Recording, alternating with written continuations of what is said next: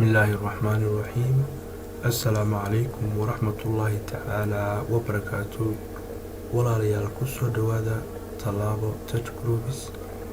waxaan halkan maanta idinku soo gudbinayaa cashar cusub oo ka mid noqon doona casharo taxanaha oo inoo socon doona in muddo casharadaasi oo ah qaar aan isleeyahay aad iyo aad bay faa'iido badan yihiin, kuwaasi oo ku saabsan barashada daaqadda loo yaqaano CMD ama command prompt. daaqadda CMD runtii wax badan bay qabataa, halkana kuma soo koobi karo, laakiin intaynu ka gaari karo insha Allah waynu baran doonaa. casharka cusub aynu maanta qaadanaynaa waxa weeye waa sidii aynu u abuuri lahayn new user ama user cusub. markaad doonaysa inaad user cusub samayso, waxaad ka samaynaysaa halkan baad tegaysaa control panel baad tegaysaa, kadib halkaasaad ku dhufanaysaa add remove user accounts, kadib baad leedahay create a new account samee ayaad leedahay. marka aanoo isdhibin oo aan halkaa dheer tegin ayaan doonaya inaan ku sameeyo CMD loo yaqaano command prompt. ugu horreyn waxaan sameynayaa CMD ayaan halkaa ku qorayaa, kadib waxaan kusoo kicinayaa assignment. markay intaas ii soo baxdo, waxaan sameynayaa markaan doonaya inaan user cusub sameeyo, waxaan qorayaa amarkii ahaa inuu inoo sameeyo amrayay oo ah net user iyo magaca userka aan u bixinayo. magac tusaale ahaan waxaan u bixinayaa caasha oo kale waa tusaale. kadib caasha markaan u bixiyo, haddaan space buxo waxaan oran karayaa add. intan haddaan ku dhufto markaas wuu samaysmayaa userkii. balaan eegno completed successfully wuu samaysmay. bal sidaynu ku ogaanaynaa caasha userka aan loo bixin inuu samaysmay in kale? waxaad tegaysaa bal halkii ka eeg inuu samaysmay. star baad tegaysaa control panel, kadib waxaad tegaysaa user accounts, add or remove users. waa kaas caasha wuu samaysmay. halkan waan kaga dari karaa oo halkan waan kaga dari karaa, laakiin halkan baa ka dhow.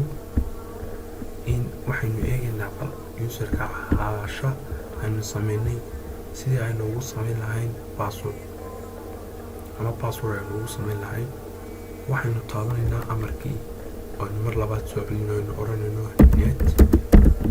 net user caasha space baad baxaysaa, kadib waxaad taabanaysaa shift plus 8 enter baad ku dhufanaysaa. markaas wuxuu go'aanayaa passwordka qor. passwordka markaad qorayso kuma tusayo, laakiin waa inaad xasuusnaato weeyaan. anigu imika waan qorayaa 1 2 3 4 5 6 enter baad ku dhufanaysaa. retype buu ku yiri the password to confirm.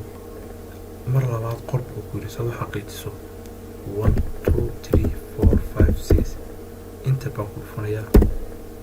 wuu sameeyey markaa password wuu sameeyey userka cusub ee caasha. balaynu eegno inuu userku leeyahay xogtiisa ah inuu samaysan yahay iyo inuu user leeyahay, inagoo ka eegana halkan daaqadda midow oo aynaan ku noqonayn halkii kale. waxaan qoraynaa net user caasha, kadib inta baynu ku dhufanaynaa. wuxuuna siinayaa markaa xogtii oo dhammaystiran. waka wuu samaysan yahay username waa caasha usernameku. passwordna wuu leeyahay wakaas password password required yes, you may change password yes. marka waxaanu sameynaynaa imika halkaa oo aad ku aragtaan full name aynu sameynaynaa. imika full name wax full name ma laha. haddaba sidaad ugu samayn kartaa full name, waxaad ugu samayn kartaa adigoo qoraya net user kadib waxaad qoraysaa userka magaciisii oo caasha, calaamadaasaas furaysaa, waxaad qoraysaa full name, kadib labadaasaad furaysaa labadaa dhibcood, koomaad furaysaa koomo yaryar, waxaad qoraysaa caasha cabdi axmed oo kale tusaale ahaan, waad soo xidhaysaa markaa inter baad ku dhufanaysaa markaa haddana bal aynu eegno. iminka waad aragtaan in wuxuu yidhi full name waanu sameeyey, laakiin intaynaan eegin aynu halkaa marka hore aragno inuu leeyahay full name iyo in kale. waad aragtaan full name ma laha, iminka ma laha, laakiin haddaynu eegno iminka aynu ahno net user caasha. mar walba aad doonaysid userkeena xog ka ogaato waxaad qoraysaa amarka net user iyo userka magaciisii, deetana inter baad ku dhufanaysaa. iminka waad aragtaa username waa caasha, full name uu leeyahay waa caasha cabdi axmed. kadib waxaanu sameynaynaa halkaas oo ah user my change password. userku ma bedeli karaa passwordka ma iska bedeli karaa? runtii waxaa dhici karta iminka in computerkaaga adigoo user u samaysan yahay uu qof soo cararo kadib uu passwordkii kaa bedelo. waa wax dad ku dhacda inta badanka. markaa sidee ayaad halkaa no uga dhigi kartaa? waxaad no uga dhigi kartaa adigoo qoraya net user oo ah amarkeenii iyo magacii userka oo ah caasha, kadib calaamadaasaad furaysaa, waxaad qoraysaa password changena intaasaad usoo gaabinaysaa.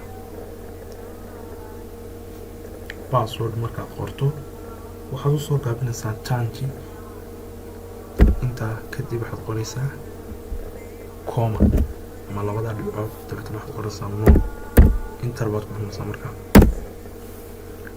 marka iminka waxaynu eegaynaa in halkaas ay isbedeshay, halkaas ah user my change password yes or no.